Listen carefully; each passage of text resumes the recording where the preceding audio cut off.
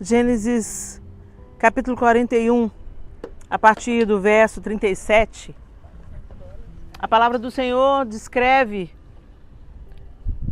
o que houve com José depois de encarcerado, acusado injustamente, depois de lançado no poço por seus irmãos por ciúmes, depois de ser esquecido, pelos seus companheiros de cela. No momento certo, Deus convoca José. E Faraó relata a ele o seu sonho, como a gente já conhece a história, dando a ele a estratégia daquilo que teria que ser feito. 7 anos de abundância, de fartura, antecederiam 7 anos de escassez, de seca, de fome, de miséria. Não bastava interpretar o sonho, tinha que entrar com uma solução. E José oferece a solução. E a partir do verso 37 do capítulo 41 de Gênesis, o texto diz assim: o plano pareceu bom ao Faraó e a todos os seus conselheiros. Por isso o Faraó lhes perguntou: será que vamos achar alguém como este homem em quem está o Espírito Divino? Disse, pois, o Faraó a José: uma vez que Deus lhe revelou todas essas coisas, não há ninguém tão criterioso e sábio como você.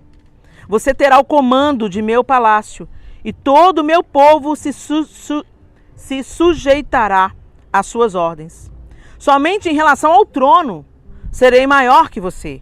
E o Faraó prosseguiu: entrego a você agora o comando de toda a terra do Egito. Em seguida, o Faraó tirou do dedo seu anel selo e o colocou no dedo de José. Mandou vestir linho fino e colocou uma corrente de ouro em seu pescoço. Também o fez subir em sua segunda carruagem real e à frente os arautos iam gritando: abram caminho! Assim José foi posto no comando de toda a terra do Egito.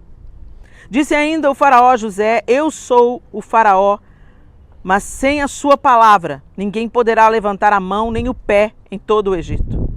O Faraó deu a José o nome de Zafenate-Paneia e lhe deu por mulher Asenate, filha de Potífera, sacerdote de On. Depois José foi inspecionar toda a terra do Egito. José tinha 30 anos de idade quando começou a servir ao Faraó, rei do Egito.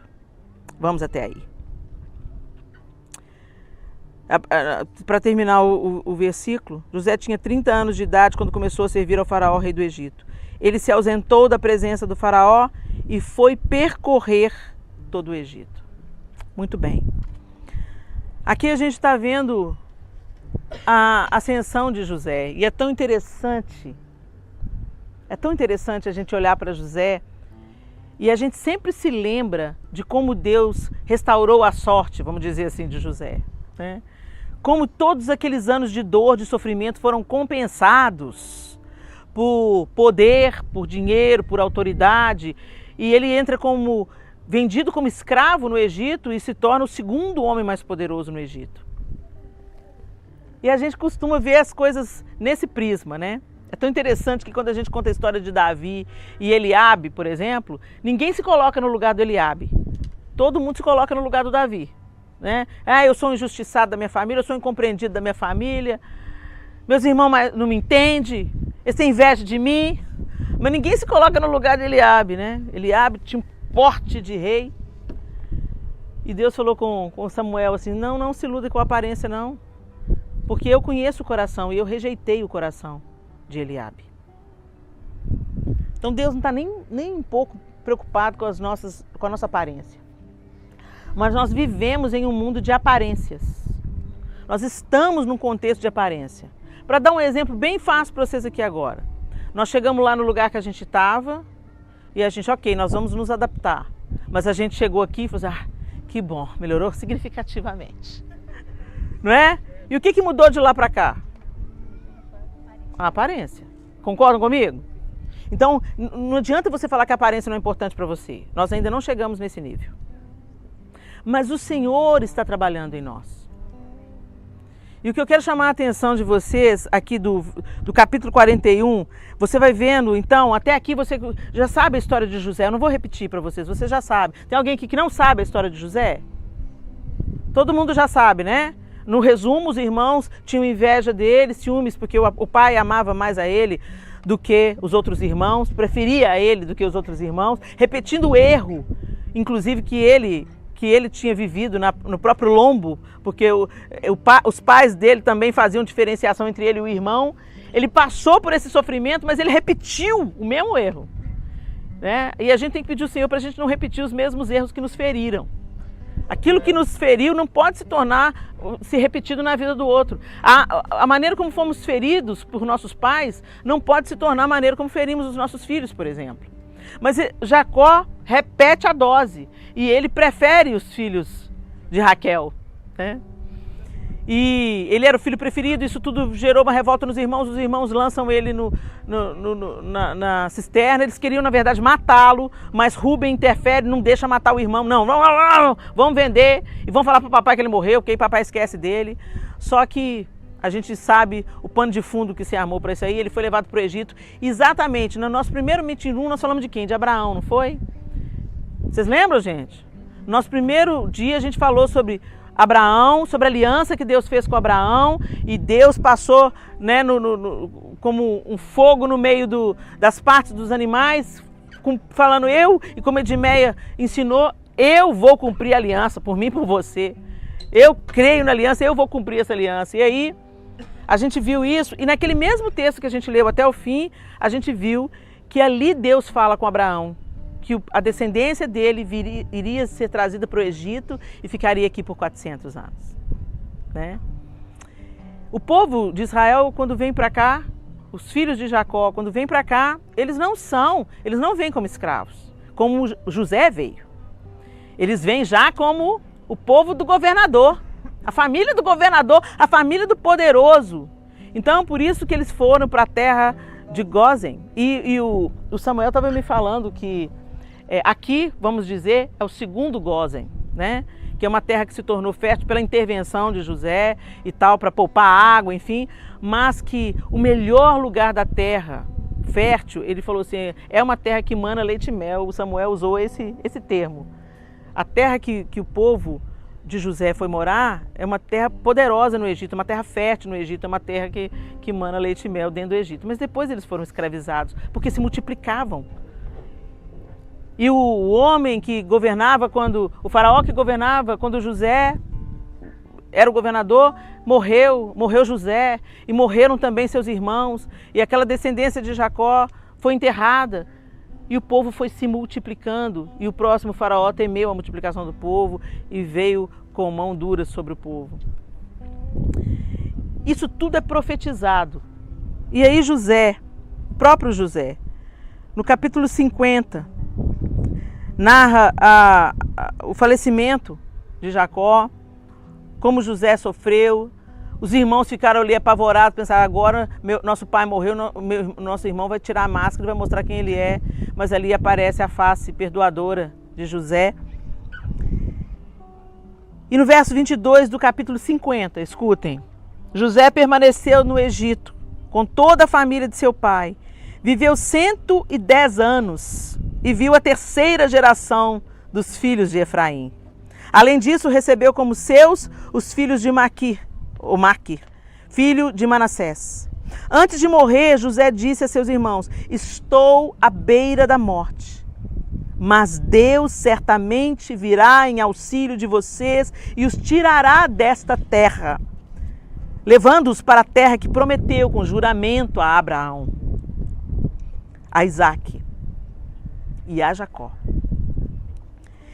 E José fez que os filhos de Israel lhe prestassem um juramento, dizendo-lhes, quando Deus intervir em favor de vocês, levem os meus ossos daqui. Morreu José com a idade de 110 anos e depois de embalsamado foi colocado num sarcófago no Egito. A gente está vendo, né, tanta coisa aqui. Agora a gente vê com outros olhos, agora a gente sabe o que é um sarcófago. A gente sabe como é que o José foi preparado. Hoje a gente vi um túmulo semelhante ao que seria o túmulo de José, porque também era de um chefe de Estado, né, de uma pessoa importante no Estado. E José viveu uma vida próspera, abençoada e poderosa depois que a mão do Senhor o levantou como governador do Egito. Mas o coração de José não estava no Egito. Estava na promessa de Deus, a ponto dele falar: não quero nem que os meus ossos fiquem aqui. E, gente, nós somos muito envolvidos pelo Egito ao nosso redor. E agora eu não estou falando da geografia. Eu estou falando dos atrativos, a tecnologia, a riqueza, a ciência, a sabedoria humana. O Egito era o ápice, o topo da pirâmide do mundo, no tempo de José. Eles eram um povo poderoso e a gente tem aprendido isso aqui todos os dias. E a gente tem visto uma igreja que muitas vezes sucumbe às propostas de poder. Uma igreja que sucumbe à mesa do utilitarismo. Eu quero sair na foto com fulano, porque fulano é famoso gospel. Eu quero sentar na mesa dos grandes. Gente, eu já ouvi esse termo. Sentar nas mesas do grande é Deus, senta na mesa dele. Mas a gente se deixa facilmente impressionar pelas propostas de poder que esse tempo nos dá. E em todas as áreas. Algumas pessoas querem andar com gente que tem dinheiro, porque pensa assim: vai que eu ganho alguma coisa. Vai que me dá um presente. Vai que me paga uma viagem para Israel. Tem outros que pensam assim: não preciso de dinheiro não. Dinheiro eu tenho o suficiente para mim. Mas eu quero andar com quem tem influência. Quem tem influência, porque, sabe como? Você anda com boa gente, pode ser que no momento você precise. Então eu quero ter um amigo médico, um amigo advogado, um amigo juiz, né? Dá que você precisa, um amigo delegado, dá que você precisa. Então tem gente que busca esses relacionamentos utilitaristas porque dá que você precisa. Tem pessoas que, não, eu quero concorrer a um cargo. Eu quero ser deputado federal, quero ser deputado estadual, porque eu quero pleitear as cargas do meu povo. Não, gente. Um político não deveria pleitear as causas do seu povo. Um político deveria pleitear pelo estabelecimento da justiça para todos. Mesmo aqueles que ainda não conhecem o Senhor. Os políticos eram para fazer diferença. E não para beneficiar aos seus próprios interesses. Mesmo que sejam até interesses legítimos, gente. Eu tive o desprazer de ouvir um candidato a político, a prefeito de Belo Horizonte, me confessar que eles estavam buscando apoio, né, de deputados da bancada cristã. Olha, nós temos um projeto de governo para Belo Horizonte, nós queremos barrar mesmo algumas coisas que estão acontecendo na cidade que são prejuízo para a cidade, injustiça para a cidade, prejuízo para as crianças, as ideologias que são impostas. Você é cristão, eu preciso do seu apoio. Não, mas eu tenho que apoiar o atual prefeito para a reeleição. Sabe por quê? Porque ele deu um lote para a minha igreja. Olha que tristeza, é o toma lá da cá. Não mudou nada. A serpente continua fazendo propostas de poder. E a gente está aqui citando casos em grande esfera, gente, mas isso acontece com a gente na nossa vida ordinária, na nossa vida comum. O que nós estamos negociando? A que nós estamos nos apegando nessa terra? Quando a coisa não vai do jeito que a gente gosta, a gente logo se incomoda. Agora imagina Jesus morando na perfeição. Quando a gente foi no lixão ontem, eu estava comentando com as pessoas que estavam no nosso carro, né? E eu acho que eu também comentei isso com vocês. Eu acho que também eu comentei isso com vocês lá na hora da nossa adoração coletiva, conjunta. Que Jesus se esvaziou. Ele se esvaziou. Ele abriu mão de toda a sua glória, de toda a sua majestade. E você imagina, hoje eu estava ouvindo o Samuel falar que as pirâmides eram coloridas. Que aquele revestimento que tem só no topo de uma era do alto a baixo e que cada face de Quéops era de uma pedra preciosa, revestida de pedra preciosa colorida. E o topo dela era 9 metros de ouro. Gente, você pensa na majestade de um negócio desse? Pois é, mas nem olhos viram, nem ouvidos ouviram, nem jamais penetrou no coração do humano o que Deus tem preparado para nós. Então você imagina do que Jesus abriu mão. A gente nunca, igual a gente canta, eu nunca saberei o preço dos meus pecados na cruz. A gente não tem ideia do que Jesus abriu mão. E ele se esvaziou e durante 30 anos ele andou humildemente. José é uma tipificação de Cristo. Não é à toa que a informação de que ele tinha 30 anos quando assumiu o governo do Egito. Está aqui só para encher página não, gente. O Antigo Testamento ele vai apontando. José é uma tipificação de Cristo. Josué é uma tipificação de Cristo. Não tem nem a coincidência do nome, não, gente. Tudo faz parte de um plano perfeito de salvação da humanidade. E José é essa tipificação de Cristo. E você vê que José é diferente de Cristo. Ele foi moído. Quer dizer, diferente de Cristo não. Ele foi moído como Cristo. Humilhado como Cristo. Rejeitado como Cristo. E depois ele recebeu o poder. A Bíblia diz que Jesus, foi porque ele se esvaziou, que ele recebeu um nome que é sobre todo nome. Foi porque, por isso Deus o exaltou soberanamente e lhe deu o nome, que é sobre todo nome, diante do qual todo joelho se dobrará e toda língua confessará que Jesus Cristo é o Senhor. Mas a gente não quer saber desse negócio de ser moído. A gente fala que é cristão, mas a gente não quer saber de negar a nós mesmos. Quantos aqui estão com a gente nessa caravana e nunca foram a Israel? Deixa eu saber. Levanta alto para eu ver. Nós temos um número expressivo de pessoas aqui. E quem já foi? Vocês sentem a diferença? É uma diferença gritante. É uma cultura muito similar, né? Uma geografia muito similar, que a gente não está tão longe assim. Então, muitas atmosfera é diferente. E como eu compartilhei com vocês, quando a Naíma falou assim, vão para o Egito e Jordânia, a minha primeira reação foi não. E entre as respostas da Edmeia e as conversas e orações com o João, com a Naíma, a palavra de Deus foi para mim, você vai fazer a sua vontade ou a minha? Você vai querer o que você prefere ou o que eu prefiro? Negue-se a si mesmo, tome a sua cruz e siga-me. Continua sendo o convite de Jesus. Agora, algo muito interessante em José é que ele disse sim ao convite de Faraó. E ele se tornou excelente em tudo o que fez. Nós somos cidadãos meia boca. Médicos meia boca, dentistas meia boca. E não é porque a gente, por causa de nome, capacidade, inteligência, José era um homem diferenciado, a gente viu, né? Você já pensou, gente, desviar o Nilo para fazer esse reservatório de água aqui para não faltar água durante 7 anos? É um cabeção, cara. É um cabeção. Agora a fonte não é José, a fonte é o Criador de todas as coisas. Nós temos acesso a Deus, mas nós não pedimos a Deus o que interessa a Deus. Nós pedimos a Deus o que interessa a nós.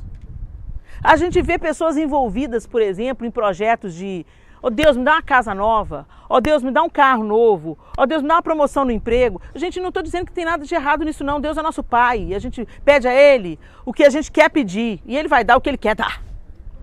Mas o fato é que a gente não pede, por exemplo, para ter mais autoridade espiritual.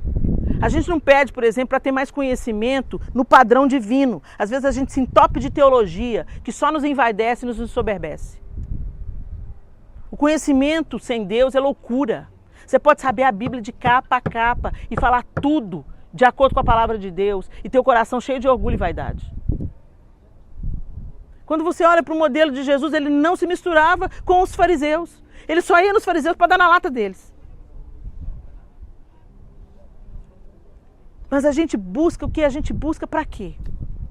Será que a gente está mais apegado ao que a gente pode conquistar na terra, ou a gente está apegado ao Senhor e ao legado que a gente pode deixar? E legado, gente, não é o que a gente deixa para as pessoas. Legado é o que a gente deixa nas pessoas. Legado é aquilo que você vai deixar dentro dos seus filhos, dentro dos seus amigos, dentro daquelas pessoas que escutaram a sua canção, aquelas pessoas que foram atendidas no seu consultório, aquelas pessoas que choraram com você e você deu uma palavra de esperança. Isso é legado. A gente está muito preocupado com a herança. E a gente está aqui de passagem. Ou a gente está ligado naquilo que a gente perdeu lá nas cebolas e nos pepinos.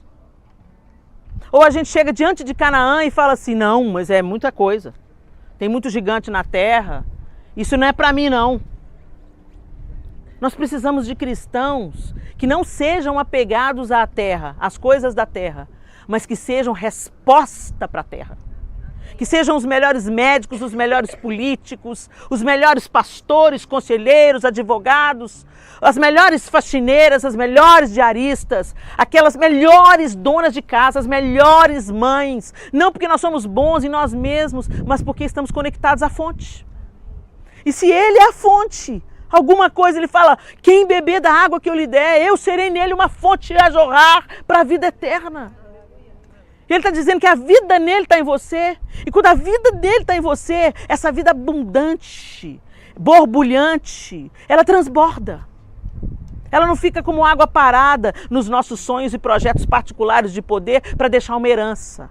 Ela jorra para a vida eterna, transborda sobre os outros, apresenta soluções, acolhe, aconselha, reconcilia, abençoa, caminha junto, cura. Liberta, serve, transforma e deixa um legado. José não era do Egito, mas ele deixou o melhor dele nessa terra. Quantos anos depois nós estamos ouvindo Samuel nos falar sobre José? Ele deixou um legado. Não é sobre as coisas que ele fez apenas, mas a excelência de José ficou plantado dentro das pessoas. Não se contente com a mediocridade. Não, mediocridade parece uma coisa diminutiva, mas não é diminutivo, não, é na média. Não se contente com viver na média. Vai, gente, vai para o sobrenatural, deixa Deus te levar para lá. Se largue, se abandone nos braços do Senhor e deixa Ele te levar, porque tudo que a gente tenta construir na nossa própria força e no nosso próprio braço, a gente às vezes constrói muita coisa, muita herança, mas não deixa nada de legado, não muda a vida de ninguém, não salga a comida, não ilumina a escuridão. A gente é muito voltado para nós, muito voltado para o eu vou fazer, eu vou ganhar. E quando a gente às vezes vê pessoas querendo fazer alguma coisa, elas estão querendo fazer o seu próprio nome. Elas estão querendo trazer glória ao seu próprio nome. Deus não dá a glória dele a ninguém. Toda a vida de Jesus foi apontando para o Pai. Toda a vida, tudo o que ele fez foi apontando para o Pai. Foi apresentando o Pai a nós. Quando ele nos ensina a orar, ele fala, vocês vão orar assim, Pai Nosso. Ele não fala, Jesus Nosso. Ele fala, Pai Nosso. Ele nos apresenta, ele nos reconcilia com o Pai. E o Espírito Santo faz a mesma coisa conosco e Jesus. Nós só cremos em Jesus porque o Espírito Santo... Jesus fala assim, olha, eu preciso de ir. Eu sei que vocês querem que eu fique, mas eu preciso de ir, porque se eu não for, ele não virá. E ele virá e ele ensinará a vocês todas as coisas.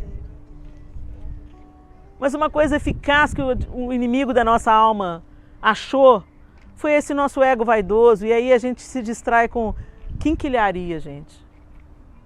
Eu tenho usado muito essa comparação porque é uma coisa que falou muito forte comigo. Quando os portugueses chegaram no Brasil, eles descobriram que era uma terra abundante, de riqueza, um solo recheado de pedra preciosa, ouro, o pau-brasil valiosíssimo. Aí o que eles fizeram? Arrumaram uns espelhinhos para os índios. Deixa a gente chegar, deixa a gente entrar. Que a gente te paga, olha aqui, olha, espelho. É tão interessante, espelho faz o quê? A gente vê a gente mesmo.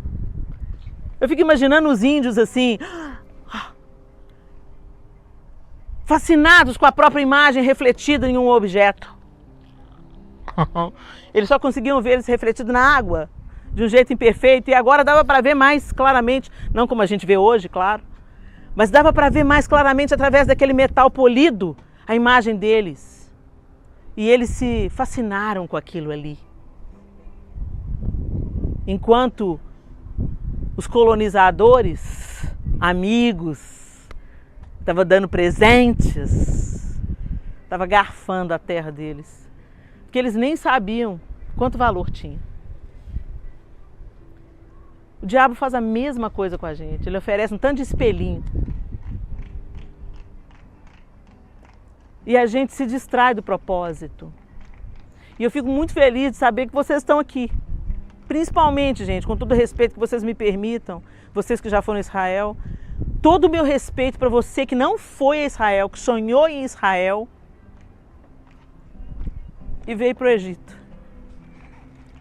E vai para a Jordânia. Você espera aí. Eu quero conhecer Israel porque eu nunca fui lá, mas o que tem lá no Egito? O que tem lá na Jordânia? Deixa eu ir lá ver. E eu sinto que quando eu fui compartilhando com vocês que nós iríamos aqui levantar um altar de adoração ao Senhor, de intercessão por essas terras, que também são terras bíblicas, né? Vocês disseram sim. E eu não estou condenando, em nome de Jesus, o Senhor sabe, eu não estou condenando. Mas uma pessoa, por exemplo, quando a Naíma falou, olha, o plano agora é esse. Ela falou com a Naíma assim, Naíma, então muda o meu pacote. Porque com certeza ela tinha um plano de ir para o nosso outro destino, né? Muda o meu pacote, Naíma, por favor. E a Naíma, tá bom. O que você quer? Eu estou usando o exemplo dela, gente, porque talvez eu faria a mesma coisa uns anos atrás. E eu nem conheço a pessoa. E só Deus pode julgar o coração dela. Então, muito temor. É com muito temor que eu compartilho isso com você. Ela falou para a Naíma assim, ela quer viajar, deve estar estressada, como todo mundo ficou na pandemia, amarrado dentro de casa, né? Muda o meu pacote. Eu quero ir para a Disney. E a Naíma falou assim, e aí, Helena, o que eu faço? Manda ela para a Disney. Porque você não leva uma criança para a guerra. Todos nós aqui estamos em crescimento. Uns já estão adolescentes na fé, outros já são maduros, né? Outros ainda estão saindo da infância, da terceira infância, estão naquela fase intermediária, né? Os juniores, né? A puberdade, a adolescência vem ali, mas ainda não é adolescente, mas também não é criança mais. Cada um aqui está numa etapa. E Deus não vai levar crianças para a guerra. E Jesus não vem buscar uma noiva imatura. E Ele está nos chamando para o amadurecimento. Para nos posicionarmos como noiva. Deixarmos as bonecas. E nos prepararmos para as bodas. Então você melhor assim. Melhor ela não ir. Ela ainda não é a vez dela. Vai chegar a vez dela. Ainda não é. E que bom que ela teve esse discernimento de falar, não, eu quero isso. Mas na vida, gente, tem uma hora que a gente vai ter que sair da Disney. A Disney é boa, quem já foi lá sabe, dá vontade de você voltar lá 1000 vezes. Mas ela não vai produzir amadurecimento, vida, empatia. Sabe, gente? Tem algumas coisas que a gente tem na vida que só nos estragam, essa que é a verdade. Só nos distraem. E nós estamos vivendo os dias finais, gente. Eu não sei se eu vou ver, mas eu tenho uma plena convicção de que acho que os meus filhos verão Jesus voltando. Muito provavelmente, porque a gente está vivendo um tempo de cumprimento de profecias. Será que somos como José? Que Deus está nos concedendo bênçãos, oportunidades. O simples fato da gente estar aqui é uma oportunidade tão maravilhosa. Quantos líderes de Estado não tiveram essa condição de vir ao Egito, por causa até das impossibilidades de navio, né? Dom Pedro II veio aqui 2 vezes, eu achei o cara um valente. Porque você pegar um navio e passar mais de mês dentro do navio, né? Muita gente não teve oportunidade de ter esse privilégio que a gente está tendo, de conhecer a cultura egípcia, de saber o que é um sarcófago, de ver uma múmia, né? De ver aquelas obras das pirâmides e pensar, meu Deus, imagina isso, como era quando foi construído, que majestade, que poderio, que beleza. Mas a gente não pode se distrair com isso.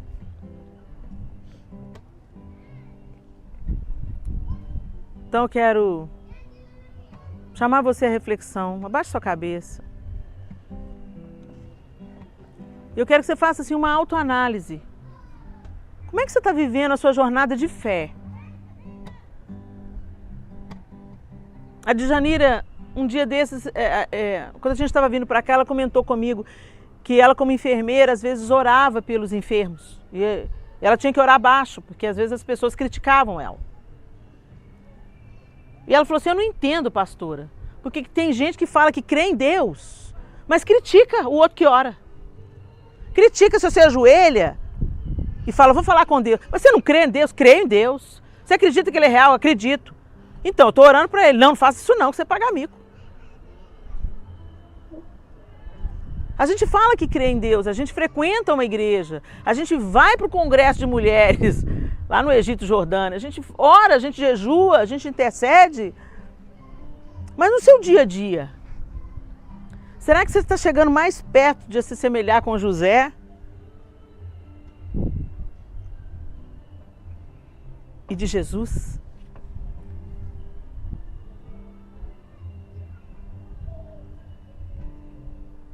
José deixou o melhor dele nessa terra. Ele não se deu por metade. Jesus, igualmente, deixou o melhor dele nessa terra. E ele não se deu por metade. Mas José falou, leve os meus ossos daqui. E Jesus ressuscitou, mas disse, eu vou voltar e vou restaurar todas as coisas.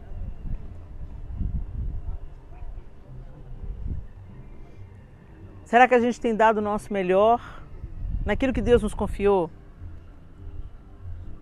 Ou você é um funcionário que engana,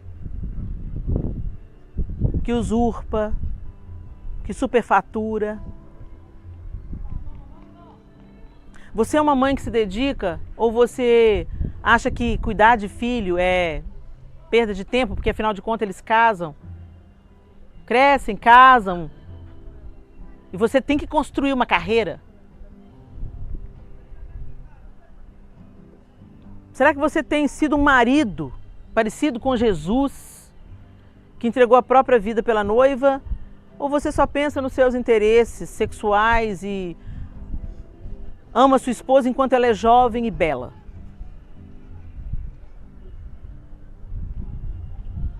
Será que você tem sido uma esposa que não vê o serviço ao marido como um fardo, mas como uma oportunidade de transbordar Deus no seu serviço?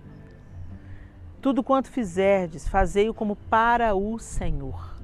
Será que nós estamos fazendo como para o Senhor? Ô, gente, eu não preciso ter conhecido José pessoalmente. A fama dele que reverbera nessa terra até hoje mostra que ele fez todas as coisas nessa terra como para o Senhor.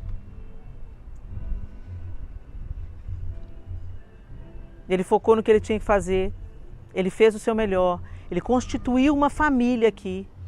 Mas na hora da sua morte, ele fala para os seus irmãos, Deus vai intervir na história, ele vai cumprir a promessa. E quando ele cumprir a promessa, leve os meus ossos daqui. Ele estava sendo uma bênção aqui, mas ele não se apegou aos títulos, ao dinheiro, a nada que o poderio de Faraó podia conceder a ele.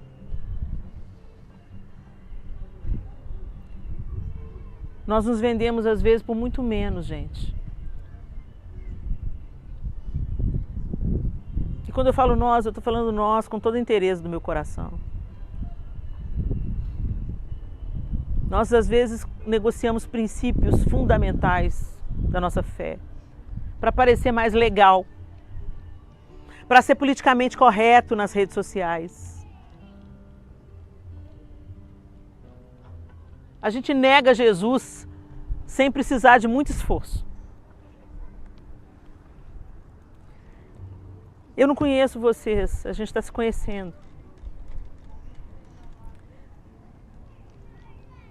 Mas eu quero que você seja sincero, faça uma autoanálise.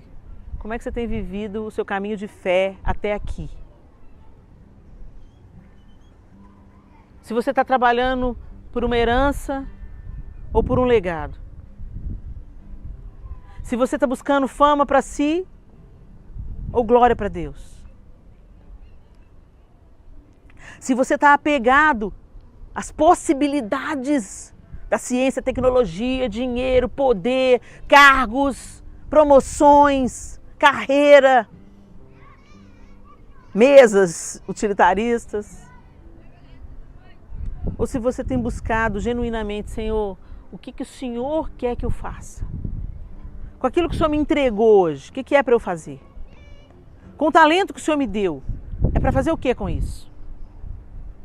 Com o dinheiro que você me deu, é para fazer o que com isso? Com o tempo que o Senhor me deu, é para fazer o que com isso? Com os filhos que o Senhor me deu, é para fazer o que com eles? Com o marido que o Senhor me deu, como o Senhor quer que eu haja com ele? Com a esposa que o Senhor me concedeu, como eu devo tratar dessa esposa, Senhor? Eu ainda tenho meus pais. Como que o seu nome pode ser glorificado na maneira que eu trato os meus pais? Busquemos a glória de Deus. Busquemos a glória de Deus. O Deus de José foi conhecido nessa terra. Através do seu serviço, da excelência em tudo que ele fazia, do comprometimento dele, da obediência dele. Que seja assim com a gente também. Que seja assim com cada um de nós. Shukra. Oh Deus. Oh Deus. Perdoa-nos, Senhor. Porque muitas vezes nós somos levados pelos nossos próprios interesses. E não te perguntamos como o seu nome pode ser exaltado através da nossa vida. Como o seu nome pode ser glorificado. E nós nos apegamos demasiadamente às coisinhas passageiras desse mundo. Dessa breve passagem. E muitas vezes desprezamos os tesouros escondidos em Ti, Senhor. Como os nossos ancestrais brasileiros, Senhor, nós trocamos ouro por espelho. É verdade. E nós te pedimos, Senhor, nos perdoa. Perdoa, Pai. Nos perdoa, Senhor. E glorifica o Teu nome através da Tua noiva nessa terra, Senhor. Que sejamos purificadas, Deus. Santifica-nos, Senhor. E cumpra em nós o Teu querer, os Teus propósitos sejam cumpridos em nós. Tantas vezes o nosso ego se impõe. O orgulho toma o nosso coração, o desejo, a busca pela aparência. Aparência de que somos crentes, aparência de que somos santos, aparência de que somos bem-sucedidos no casamento, nos relacionamentos com filhos, com amigos, com pais. A aparência, Senhor, nós não queremos aparência, Senhor, nós queremos ser, Senhor, queremos essência, essência. É verdade. Leva-nos de volta, Senhor, a essência, a essência. Ajuda-nos, Pai, pela tua graça, tem misericórdia de nós. Tem misericórdia. E ajuda-nos. Ajuda. Que o nosso coração seja desnudado na tua presença. E que aquilo que está oculto, escondido até aos nossos próprios olhos, Senhor, as nossas percepções às vezes ficam embaçadas. A gente enxerga o pecado do outro, mas não enxerga o nosso. Tira as cascas, Senhor, do nosso coração e nos mostra o nosso estado e gera em nós arrependimento genuíno, porque arrependimento não é choro, arrependimento é mudança de comportamento, mudança de atitude, mudança de direção. Gera em nós essa mudança que vai produzir fruto, Senhor, que vai anunciar a tua verdade, que liberta, que transforma, que cura. Que sejamos e vivamos aquilo que o Senhor tem para nós. Amém. Em nome de Jesus. Amém.